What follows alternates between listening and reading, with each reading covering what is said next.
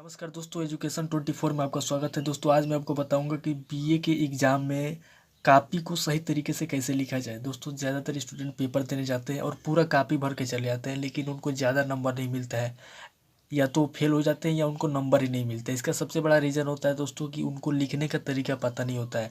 तो आज मैं इस वीडियो में आपको बताऊंगा कि बीए के एग्ज़ाम में कैसे लिखा जाए ताकि आपको ज़्यादा नंबर मिले और आप ज़्यादा नंबर से पास हो। तो दोस्तों आप मेरे साथ वीडियो में बने रहिए। अगर आप इस चैनल पर नए हैं तो चैनल को सब्सक्राइब कीजिए, लाइक कीजिए और कमेंट करना ना भूलिए। अगर आपको ये वीडियो अच्छा लगता है तो आप कमेंट ज़रूर कीजिए। तो आइए वीडियो शुरू करते हैं। दोस्तों बीए के एग्ज़ाम में लिखने के लिए सबसे पहले आपको प्रश्न संख्या और उत्तर संख्या लिखना जानना होगा कि कैसे लिखा जाए प्रश्न संख्या और उत्तर संख्या। तो देखिए ज़्यादातर स्टूडेंट क्या करते हैं कि कोई भी क्वेश्चन लिखना होता है। जैसे मैं अभी आप कोई क्वेश्चन ले लेता हूँ। जैसे आपके सामने ये क्वेश्चन है, निम्नलिखित के लघु उत्तर दीजिए। क्वेश्चन नंबर 1 है कि निम्नलिखित के लघु उत्तर दीजिए, और इसमें ABCDEFG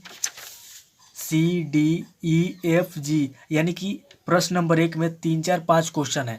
तो इस तरीके के जब क्वेश्चन आते हैं तो ज़्यादातर स्टूडेंट क्या करते हैं, ध्यान दीजिएगा, इस तरीके से लिखते हैं कि प्रश्नोत्तर संख्या 1 का ए। अब यहाँ पे क्या करते हैं कि प्रश्नोत्तर संख्या 1 का ए लिखते हैं और उसके बाद से यहाँ से उत्तर लिखना शुरू कर देते हैं। यहाँ से उत्तर लिखना शुरू कर देते हैं। तो इस तरीके से भी आप लिख सकते हैं, लेकिन मैं आपको बताऊंगा कि सही तरीके से कैसे लिखा जाए। देखिए जैसे मान लीजिए कि क्वेश्चन है आपका ये, ठीक है, आपका ये क्वेश्चन है, निम्नलिखित के लघु उत्तर दीजिए। पहला है, दूसरा है, तीसरा, चौथा, पांचवा, छठा, सातवां, इस तरीके से क्वेश्चन दिया हुआ है। तो सबसे पहले आपको क्या करना है, क्वेश्चन नंबर 1 जो है, तो सबसे पहले आपको लिखना है प्रश्न नंबर 1। उसके बाद से लिखना है प्रश्न नंबर 1 हो गया। उसके बाद से प्रश्न नंबर 1 का पहला ए लिख रहे हैं आप, तो लिखना है आपको प्रश्न नंबर 1। उसके बाद से लिखना है ए, और ए लिखने के बाद आपको यहाँ पे लिखना है उत्तर। ठीक है, प्रश्न नंबर 1 एक लाइन इस तरीके से छोड़ के और यहाँ पे लिखना है उत्तर। ये सही तरीका होता है दोस्तों लिखने का। फिर उसके बाद ए, जब आप यहाँ से प्रश्न नंबर 1 का उत्तर लिख लिए, फिर उसके बाद से प्रश्न नंबर ए का बी, इस तरीके से आप लिखेंगे। प्रश्न नंबर ए का बी और उसके बाद बी का ये उत्तर, इस तरीके से आप लिखेंगे। ठीक है, फिर उसके बाद मान लीजिए प्रश्न नंबर ए का सी लिखना है, सी का उत्तर लिखना है, तो आप लिखेंगे सी और उसके बाद यहाँ से उत्तर लिखिए और यहाँ से लिखना शुरू करेंगे। अब बार बार आपको प्रश्नोत्तर संख्या लिखने की जरूरत नहीं पड़ेगी। आप सिंपली क्या कीजिए, प्रश्न नंबर 1 ए लिखिए, उसके बाद से यहाँ उत्तर लिखिए, फिर यहाँ पे बी लिखिए, उसका उत्तर लिखिए, यहाँ पे सी लिखिए, उसका उत्तर लिखिए। ठीक है, उसके बाद से दूसरा गलती जो स्टूडेंट करते हैं ज़्यादातर, वो करते हैं, ये गलती करते हैं। गलती क्या करते हैं कि वो प्रश्न संख्या जो उत्तर संख्या जब दागते हैं, वो उत्तर संख्या जब लिखते हैं तो उत्तर संख्या लिखने के बाद ये तीर का निशान बनाते हैं। दोस्तों ये तीर का निशान जो बनाते हैं ये बिल्कुल गलत है। अगर आप तीर का निशान बनाएंगे तो ये आपको एग्जामिनर जो होते हैं ज़्यादा नंबर नहीं देंगे, क्योंकि तीर का निशान बनाना गलत होता है। फिर उसके बाद ज़्यादातर स्टूडेंट क्या करते हैं, जब हेडिंग लिखते हैं, यानी कि कोई भी हेडिंग लिखते हैं, जैसे यहाँ पे परिभाषा या कोई भी हेडिंग लिखते हैं, तो यहाँ पे स्टार बनाते हैं। जैसे यहाँ पे नीचे स्टार बनाते हैं, इस तरीके से स्टार बनाते हैं और तीर का निशान लगाते हैं। दोस्तों अगर आप इस तरीके से परीक्षा में लिखेंगे तो आपको बिल्कुल भी नंबर नहीं मिलेगा, क्योंकि परीक्षा में ये सब लिखना गलत होता है। तो आपको इस तरीके से तीर का निशान नहीं बनाना है और ये नीचे इस तरीके से स्टार नहीं लिखना है हेडिंग के नीचे। ठीक है, और उत्तर लिखने के बाद इस तरीके से तीर का निशान में नहीं बनाना है, ये बिल्कुल गलत होता है। अगर आप इस तरीके से बनाएंगे तो आपको नंबर नहीं मिलेगा।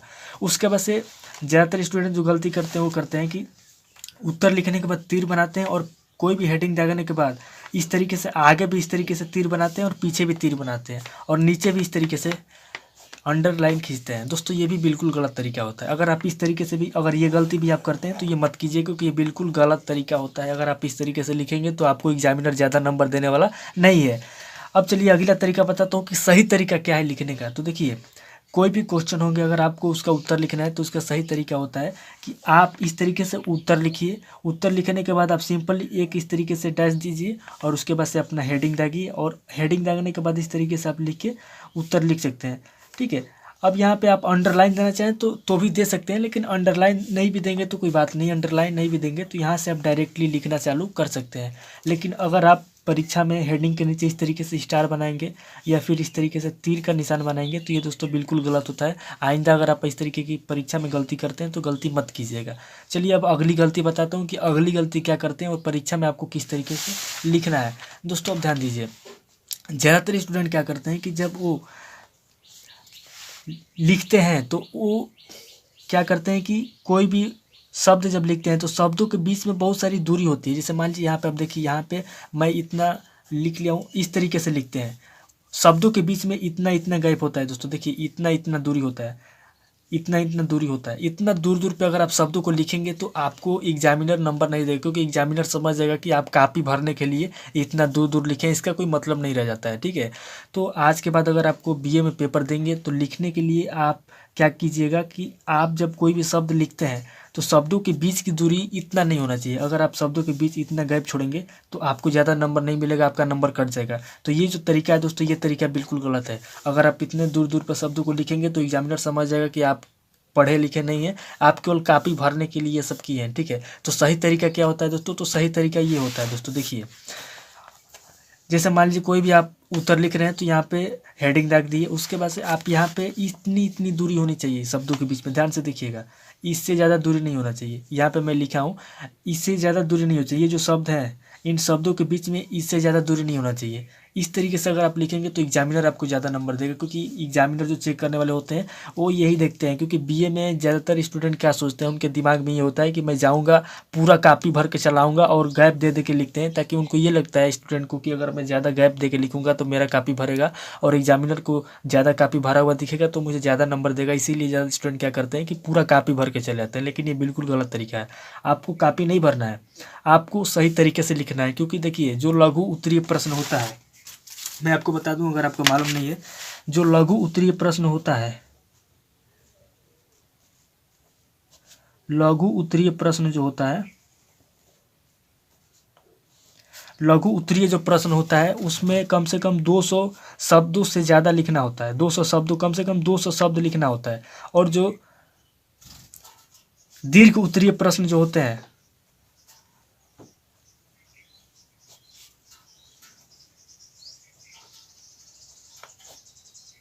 दीर्घ उत्तरीय प्रश्न होते हैं उसमें 500 शब्द लिखने होते हैं।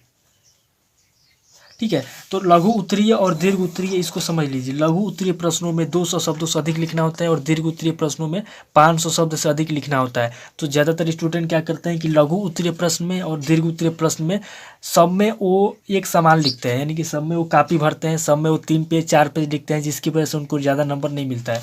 अब अगली गलती की बात करें दोस्तों, तो अगली गलती क्या करते हैं, ध्यान दीजिएगा। ज़्यादातर स्टूडेंट क्या करते हैं कि कोई भी एक क्वेश्चन, जैसे मान लीजिए कोई भी दीर्घ उत्तरीय क्वेश्चन है तो वो क्या करते हैं कि एक क्वेश्चन टागेंगे। जैसे मान लीजिए कोई भी मैं ले लेता हूँ, जैसे कोई भी हेडिंग हो गया, जैसे मैं कोई भी परिभाषा लिखता हूँ,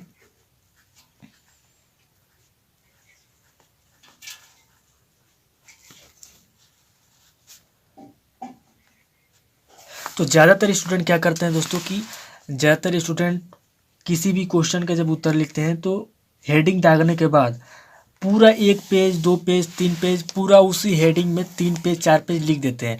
उसके आगे कोई भी हेडिंग नहीं दागते हैं, बीच में कोई हेडिंग नहीं दागते हैं। इसकी वजह से क्या होता है कि जो एग्जामिनर होता है वो समझ जाता है कि ये ज़्यादा पढ़ा लिखा नहीं है और ये केवल कॉपी भरने के लिए लिखा हुआ है। तो आपको ये गलती नहीं करना है। आपको क्या करना है, आपको इस तरीके से लिखना है। देखिए आपको इस तरीके से लिखना है, जैसे मान लीजिए कोई भी क्वेश्चन है उसका आंसर है, तो किसी भी क्वेश्चन के, जैसे मान लीजिए कोई भी उत्तर है, कोई भी उत्तर है, तो आपको क्या करना है कि आपको सबसे पहले एक हेडिंग दागना है। ध्यान से देखिएगा, सबसे पहले आपको एक हेडिंग दागना है, फिर उस हेडिंग में कम से कम 10-20 लाइन लिखना है। 10-20 लाइन नहीं, अगर कम से कम आप 7 या 8 लाइन लिख लिए। इस तरीके से 7-8 लाइन लिखने के बाद आपको क्या करना है, फिर उसी हेडिंग में एक और हेडिंग दागना है। जैसे मान लीजिए कोई क्वेश्चन है संस्था एवं समाज के ऊपर लिखिए, तो संस्था एवं समाज के हेडिंग दाग दिए संस्था एवं समाज। अब संस्था एवं समाज के अंदर आप 7-8 लाइन लिख लिए। उसके बाद से आपको क्या करना है कि संस्था एवं समाज के अंदर ही आपको एक और हेडिंग दागना है, परिभाषा, इसकी परिभाषा लिखना है। अब इसके अंदर भी कम से कम 5 या 6 लाइन लिखिए, 7 लाइन लिखिए। फिर उसके बाद इसके नीचे एक और हेडिंग दीजिए, फिर इसमें भी कम से कम 7-8 लाइन लिखिए, फिर इसके अंदर एक और हेडिंग दीजिए, इसके अंदर भी कुछ लिखिए। मतलब कि अगर आपको दीर्घ उत्तरीय प्रश्न है, मैं अभी आपको बताया कि अगर दीर्घ उत्तरीय प्रश्न है तो दीर्घ उत्तरीय प्रश्न 500 शब्द का होता है। 500, कम से कम 500 शब्दों से अधिक लिखना होता है दीर्घ उत्तरीय प्रश्न में। तो अगर आप बीए के एग्ज़ाम दे रहे हैं तो बीए के एग्ज़ाम में क्या होता है कि जो परिभाषा होता है, ठीक है, उसके अंदर बहुत सारी हेडिंग्स होती है, बहुत सारी पॉइंट्स होते हैं। तो पॉइंट्स को और हेडिंग को ज़्यादातर, अगर पॉइंट्स ज़्यादा हेडिंग दागेंगे तो एग्जामिनर जो होते हैं उनको लगता है कि हाँ ये पढ़ा हुआ है और ये अच्छे से लिखा हुआ है। तो इस तरीके से अगर आप लिखेंगे, देख लीजिए एक ही क्वेश्चन का ये अगर इस तरीके से लिखेंगे आप, तो आपको ज़्यादा नंबर मिलेगा। ठीक है, कोई भी क्वेश्चन हुआ, ठीक है। अब लिखने का तरीके पे ध्यान दीजिए। जैसे कोई हेडिंग दे रहे हैं, तो हेडिंग देने के बाद आगे इस तरीके से दे के फुल इस तरीके से लिख कर और नीचे अंडरलाइन लगा दे, इससे कोई ज़्यादा दिक्कत नहीं होगा, ये अच्छा है।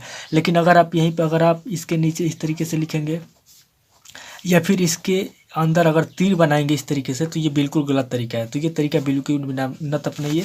और यहाँ पे जो परिभाषा है दोस्तों, केवल एक ही हेडिंग दाग के और इसके नीचे कम से कम पूरा 3-4 पेज लिखने की कोई ज़रूरत नहीं है। आपको क्या करना है, अगर आपको ज़्यादा नंबर चाहिए, अगर आप पास होना चाहते हैं, तो किसी भी प्रश्न का अगर दीर्घ उत्तरीय प्रश्न है तो उसका अगर एक हेडिंग लिख रहे हैं, ठीक है, तो एक हेडिंग लिखने के बाद उसमें कम से कम 4 या 5 या 6-7 पॉइंट लिखिए। 6-7 इस तरीके से एक तरीके से आप हेडिंग दागिए उसी में, ठीक है। और ये तरीका बिल्कुल भी मत अपनी, क्योंकि ये तरीका बिल्कुल गलत है। अगर इस तरीके से लिखेंगे तो एग्जामिनर आपको नंबर नहीं देगा। अब ज़्यादातर स्टूडेंट गलती क्या करते हैं, ज़्यादातर स्टूडेंट क्या करते हैं कि जब वो लिखते हैं तो शब्दों को टेढ़ा मेढ़ा लिखते हैं। जैसे मान लीजिए कोई भी शब्द लिखते हैं तो वो टेढ़ा मेढ़ा लिखते हैं। कापी भरने के चक्कर में ज़्यादातर स्टूडेंट क्या करते हैं कि कापी भरने के चक्कर में वो जल्दी जल्दी शब्दों को लिखते हैं और जल्दी शब्दों को टेढ़ा मेढ़ा किसी भी तरीके से कापी भरते हैं। दोस्तों, अगर आप भी शब्दों को टेढ़ा मेढ़ा या इस तरीके से लिखेंगे तो आपको ज़्यादा नंबर मिलने वाला नहीं है। हाँ, अगर थोड़ा बहुत है तो चलेगा, लेकिन अगर ज़्यादा है तो आपको नहीं चलेगा। तो आपको क्या करना है कि शब्दों को सही और सीधा लिखना है। जैसे मान लीजिए कोई भी शब्द अगर आप लिख रहे हैं तो शब्दों को सीधा लिखिए, शब्दों को सीधा लिखिए और शब्दों को सही तरीके से लिखिए। और शब्दों के बीच में ज़्यादा गैप भी नहीं होना चाहिए, इस बात को भी आप ध्यान रखिए। शब्दों के बीच में ज़्यादा गैप अगर रहेगा तो एग्जामिनर आपको नंबर नहीं देगा। तो शब्दों को सही तरीके से लिखिए, ज़्यादा गैप मत दीजिए और शब्दों को ऊपर नीचे करके भी मत लिखिए। अब ध्यान दीजिए, अब ज़्यादातर स्टूडेंट क्या करते हैं, ज़्यादातर स्टूडेंट के दिमाग में रहता है कि अगर मैं शब्दों को बड़ा लिखते हैं, जैसे मान लीजिए कोई भी शब्द है, उस शब्दों को बड़ा लिखते हैं और इस तरीके से कापी भरने के लिए शब्दों को बहुत बड़ा लिखते हैं ताकि उनकी कापी भर जाए और एग्जामिनर उनको ज़्यादा नंबर दे दे। अगर आप इस तरीके से भी अगर कापी भरते हैं, बड़े अक्षर लिखते हैं, तो भी आपको नंबर मिलने वाला नहीं है। दोस्तों, कॉपी में ना तो ज़्यादा बड़ा अक्षर होना चाहिए और ना तो ज़्यादा छोटा अक्षर होना चाहिए। अक्षर जो होता है मिडिल होता है, यानी कि ना ज़्यादा बड़ा ना छोटा, सेम होना चाहिए और गैप भी नहीं होना चाहिए बीच में। तो ये तरीका अगर अपनाएंगे तो आपको एग्जामिनर ज़्यादा नंबर देगा। तो दोस्तों, ये कुछ गलतियाँ थी। और कुछ गलती करते हैं स्टूडेंट की, स्केच जो मिलता है दोस्तों, उसको लेकर जाते हैं, स्केच से लिखते हैं। तो स्केच से अगर आप लिखते हैं तो दिक्कत क्या होता है कि स्केच से अगर इस साइड लिखते हैं तो इसके दूसरे साइड में क्या होता है कि वो उतर जाता है। तो स्केच से भी आपको नहीं लिखना है। बाल पेन का यूज़ कीजिए, सिंपली बाल पेन का यूज़ कीजिए। बाल पेन में बहुत सारे पेन्स आते हैं, उनका यूज़ कीजिए। आप स्केच का यूज़ मत कीजिए, क्योंकि अगर स्केच का यूज़ करेंगे तो उससे क्या होगा कि पेज के दूसरे साइड भी उतर जाएगा। और जो कापियाँ होती है दोस्तों, कापियाँ 2 महीने 3 महीने तक बांध के रखी हुई थी, एक के ऊपर एक रखी हुई थी। अगर आप स्केच से लिखते हैं तो कापियों को जब बांध के रखा जाता है तो स्केच उसी में दूसरे पेज पर भी उसका जो स्याही होता है आ जाएगा। इससे क्या होगा कि एग्जामिनर आपको ज़्यादा नंबर नहीं देगा और देखने में भी अच्छा नहीं लगेगा। ये आप सिंपली बाल पेन का यूज़ कीजिए।